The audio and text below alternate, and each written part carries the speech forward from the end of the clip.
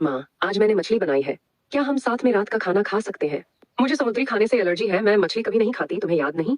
बेटी जल्दी से सफाई देती है कि हाँ याद है, लेकिन यह मछली सौतेले पापा के लिए बनाई गई है। तभी पति बुलाता है कि कार बाहर इंतजार कर रही है और जल्दी में महिला निकल जाती है, बिना बेटी और सौतेले पति की नजरों के आदान प्रदान को देखे।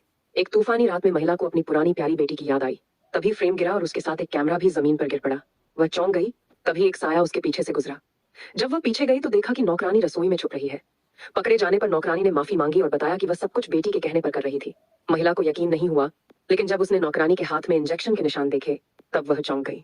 सवाल करने पर बेटी ने नौकरानी का हाथ कसकर पकड़ लिया और उल्टा उसे ही दोष देने लगी कि उसे पहले ही निकाल देना चाहिए था। जब नौकरानी कुछ कहने लगी तो बेटी ने उसका हाथ मरोड़ा और कहा कि माँ अस्पताल में है, ज्यादा तनाव नहीं देनी चाहिए। डर के मारे नौकरानी ने कबूल किया कि हर रात जो दूध माँ पीती है उसमें दवा मिली होती है, जिससे धीरे धीरे दिमागी हालत बिगड़ जाए। माँ की हालत बिगड़ती देख बेटी ने ऑफिस जाने और कारोबार संभालने की बात की, ताकि माँ पर बोझ न पड़े। माँ के जाने के बाद बेटी का असली रूप सामने आने लगा। वह सौतेले पिता के पास गिरती है और इशारा देती है कि उसे अब सिर्फ असिस्टेंट नहीं बल्कि कंपनी का मालिक बनना चाहिए। एक रात माँ बेटी से बात करना चाहती है, लेकिन कमरे के बाहर से उसे कुछ अजीब सुनाई देता है। दरवाजा खोलते ही वह देखती है कि बेटी अकेली बैठी है और कहती है वह तो बस फिल्म देख रही थी। माँ को झूठा यकीन दिलाकर वह उससे कंपनी में शामिल होने की अनुमति मांगती है।